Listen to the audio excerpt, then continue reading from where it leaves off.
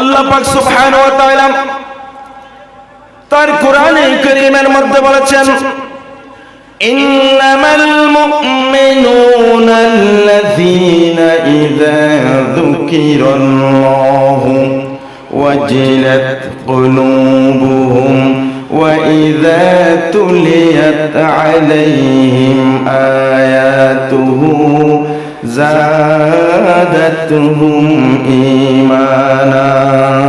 জোরে বলুন না সুবহানাল্লাহ। আমার আল্লাহ পাক সুবহানাহু ওয়া তাআলা বলেছেন, ইন্নামাল মুমিনুনা আল্লাযীনা, মুমিন কারা? মুমিন হচ্ছে তারাই যাদের সামনে, যাদের সম্মুখে, যাদের কাছে আল্লাহর জিকির করা হবে, নবীর জিকির করা হবে।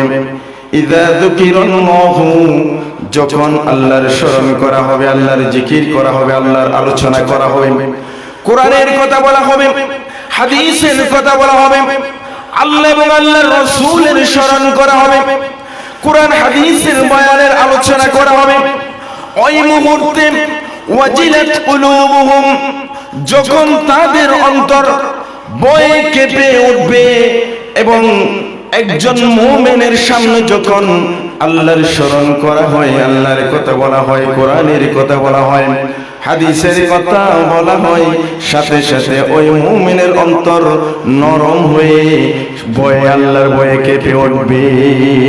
ঠিক না বেটে? কারণ একজন মুমিনের সামনে কোরআন যখন তেলাওয়াত করা হবে, কোরআনের কথা যখন বলা হবে, কোন মুমিন মুসলমান ওই অবস্থায় স্থির থাকতে পারে না, কঠোর থাকতে পারে না, আল্লাহর কথা না মানতে পারে না। আল্লাহর বিধানের কথা যখন বলা হবে, আল্লাহর বিধান কখনো অমান্য করতে পারে না। সত্যিকার অর্থে নম্র হয়ে সে আল্লাহর ভয়ে কেঁপে ওঠে, আল্লাহর বিধানগুলো তার আমলের মধ্যে সে বাস্তবায়ন করতে চেষ্টা করবে। ঠিক না বেটে?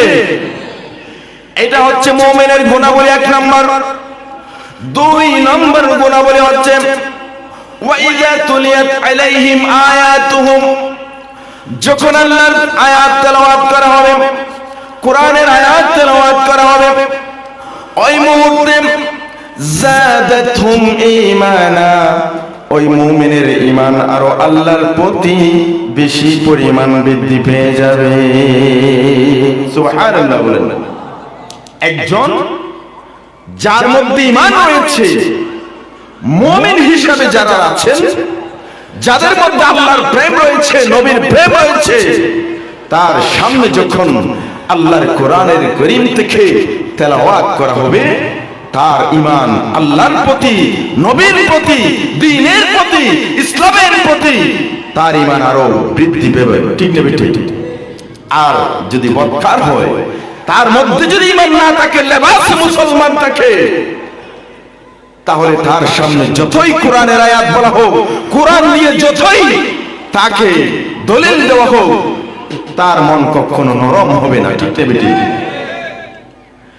এই জন্য আল্লাহ তাআলা বলেছেন, ওয়া ইযা তুলিয়াত আলাইহিম আয়াতুহু যাদাতুহুম ঈমানা, যখন কোন মুমিনের সামনে আল্লাহর কোরআন থেকে তেলাওয়াত করা হবে, সাথে সাথে ওই মুমিনের ঈমান আল্লাহর প্রতি আরো বেশি বেড়ে যাবে।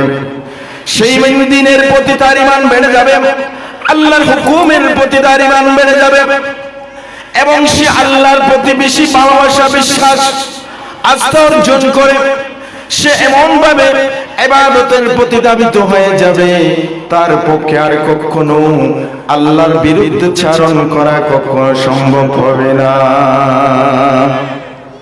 যারা আল্লাহর পথে ব্যয় করবে, এই বৈশিষ্ট্যগুলো যার মধ্যে রয়েছে, ওয়া আলা রাব্বিহিম ইয়াতাওয়াক্কালুন, একজন মুমিন কখনো আল্লাহ ছাড়া কারো উপর সে তাওয়াক্কুল করবে, সে ভাগ্যের ভালো এবং মন্দর দিক, তার লাভ এবং ক্ষতি, প্রত্যেকটা বিষয়ে, সমস্ত আপদ এবং বিপদের মধ্যে একজন তাওয়াক্কুল করতে হবে। কার? আমার ভাগ্যের মধ্যে দরিদ্রতা থাকতে পারে, আবার সচ্ছলতাও থাকতে পারে। ঠিক ঠিক প্রশংসা করবে, আল্লাহর প্রশংসা করবে, আল্লাহর হুকুমে যে তাকে দারিদ্র করা হয়েছে, আবার অনেক সম্পদশালী রয়েছে, সে সম্পদ পেয়ে আল্লাহর থেকে দূরে সরে যায়। আমরা বিভিন্নভাবে বিভিন্ন আমাদের কার্যক্রমের মধ্যে নেতার প্রতি নির্ভর হয়ে যাই। কোনো বিপদে যখন পড়ে যাই, কার কাছে দৌড়াই আমরা বলেন না? যখন আমাদের কোনো মামলা হয়, মামলা থেকে বাঁচার জন্য কোথায় দৌড়াই? কোন নেতা আছে কিনা তার সুপারিশ নেওয়ার জন্য, তার একটা লালপুন থানার মধ্যে নেওয়ার জন্য কোর্টে ম্যাজিস্ট্রেটের কাছে তার সুপারিশ নিয়ে, তার ডিউ লেটার নিয়ে আমরা বিভিন্নভাবে দৌড়াই। অথচ একজন মুমিন সর্বক্ষেত্রে তার প্রত্যেকটা মুহূর্তে সে তাওয়াক্কুল করবে কার? আল্লাহর উপর। কারণ আল্লাহ যেখানে চায় না, আল্লাহ যাকে চায় না, পৃথিবীর সমস্ত মানুষ যদি একত্র হয়, তাহলে কি তার পক্ষে কোনো কিছু রায় দেওয়া সম্ভব হবে? বলেন না। আল্লাহ না চাইলে, যাকে আল্লাহ বিপদে ফেলতে চায়, পৃথিবীর সমস্ত শক্তি যদি একত্র করা হয়, ওই মানুষ কি বিপদ থেকে উদ্ধার পাবে? তাহলে একজন মুমিন সব সময়, এই জন্য আল্লাহ তাআলা বলেছেন মুমিনের গুণাবলীর মধ্যে ওয়া আলা রাব্বিহিম ইয়াতাওয়াক্কালুন, সে কার উপর তাওয়াক্কুল করবে? আল্লাহর উপর তাওয়াক্কুল করবে। তো আমরা যারা মুসলমান রয়েছি, আমরা সব সময় কার উপর তাওয়াক্কুল করব? আল্লাহর উপর। বিপদ আসলেও ধৈর্য ধারণ করে কার উপর তাওয়াক্কুল করব? বিপদ আসে কার থেকে? বিপদ কেন আসে বলেন? বিপদ, আমরা বিপদের সম্মুখীন হই কেন? এটা একটা পরীক্ষা। আমরা পৃথিবীতে যে আল্লাহ তাআলা মুমিন বান্দাদেরকে বিভিন্নভাবে পরীক্ষা করবেন, এটাও আল্লাহ তাআলা কোরআনে কারীমের মধ্যে বলে দিয়েছেন। কোরআনে কারীমের মধ্যে বলে দিয়েছেন আল্লাহ, আমার বান্দাদেরকে, যারা মুমিন মুসলমান সত্যিকার অর্থে যাদেরকে, তাদেরকে আমি জ্বালাই করে ঈমানের শক্তি, তাদের ধৈর্যশীলতা, আমার প্রতি তাওয়াক্কুলতা, আমি সব কিছু বাছাই করে তাকে আমার নৈকট্যবর্তী করব। আমার একজন মুমিন মুসলমানকে আল্লাহ তাআলা আমাদেরকে বিভিন্নভাবে ভয় ভীতির মাধ্যমে, বিভিন্ন সম্পদ নষ্টের মাধ্যমে, জান কতরার মাধ্যমে, আমাদের অসুখ রোগ ব্যাধির মাধ্যমে একজন মুমিনকে জ্বালাই করে বাছাই করে আল্লাহ তাআলা প্রকৃত মুমিন যারা, তাদেরকে আল্লাহর নৈকট্যবর্তী করে নেবেন। জোরে বলুন সুবহানাল্লাহ। তো আমরা সর্বক্ষেত্রে কার উপর তাওয়াক্কুল করব? আল্লাহর উপর তাওয়াক্কুল করব। প্রিয় হাজরিন, সময় আমি আর নেব না, যেহেতু আমাদের সম্মানিত আজকে প্রধান অতিথি, প্রধান বক্তা এসে গেছেন, ওনাকে যেহেতু আবার বিদায় দিতে হবে, আমার জন্য দোয়া করবেন। আমি একটা সরকারি প্রাইমারি স্কুলে আছি, তা আমি আসতে আসলে মেহমান হিসেবে, তো ওনারা বলছেন, অনুরোধ করছেন আমি একটু আপনাদের দোয়া নেওয়ার জন্য আমি বসেছি। আলহামদুলিল্লাহ, আপনারা সবাই আমার জন্য দোয়া করবেন, হুজুরদের জন্য দোয়া করবেন। আজকে যারা এই মাহফিলের আয়োজন করেছেন, খুব কষ্ট করে, অনেক প্রতিকূলতা মধ্য দিয়ে আজকের এই মাহফিলটার আয়োজন হয়েছে। আমরা যারা মুসলমান, সমস্ত মুসলমানদের মধ্যে কোনো তফাৎ থাকতে পারে না। তফাৎ থাকতে পারে? আমরা তো তফাৎ করে ফেলি। আমরা তফাৎ করি, এক মুসলমান অপর মুসলমান থেকে দূরে সরে যাচ্ছি। ঠিক না বেঠিক? কারণ আল্লাহ এক, সবাই বিশ্বাস করি। আল্লাহ এক, সবাই বিশ্বাস করিনি। এখানে কি কারো দ্বিধাদ্বন্দ্ব আছে? কোনো মত পার্থক্য আছে? কলমা পড়েছি সবাই।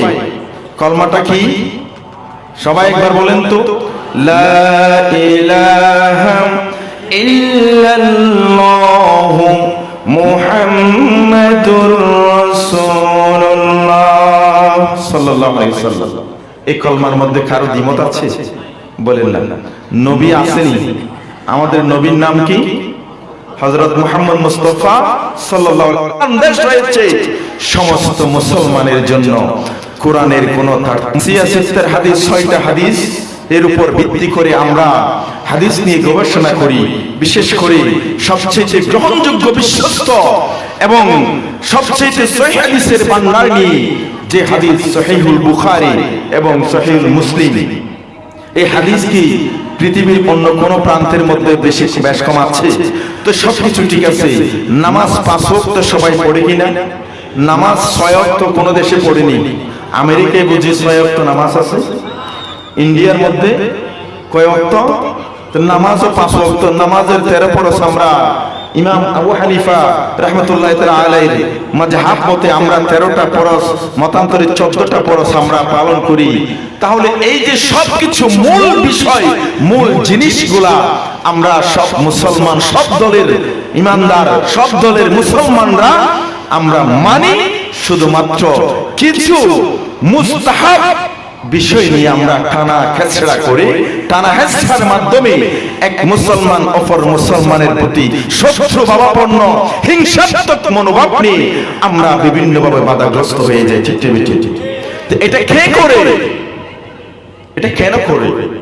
নিশ্চয় এক ধরনের গোষ্ঠী রয়েছে যারা সুবিধা আদায় করার জন্য, তাদের দলকে বাড়ি করার জন্য, তাদের দলের গ্রহণযোগ্যতা মানুষের কাছে বেশি উপস্থাপন করার জন্য অপর দলের বিভিন্ন ধরনের মুস্তাহাব ঐচ্ছিক কিছু বিষয় নিয়ে টানা হেঁচড়া করে আজকে মুসলমান সমাজের মধ্যে দ্বিধা দ্বন্দ্ব, দ্বিধা বিভক্তি করে দিয়ে আজকে ইহুদি খ্রিস্টানদের বল মানের প্রতি মিল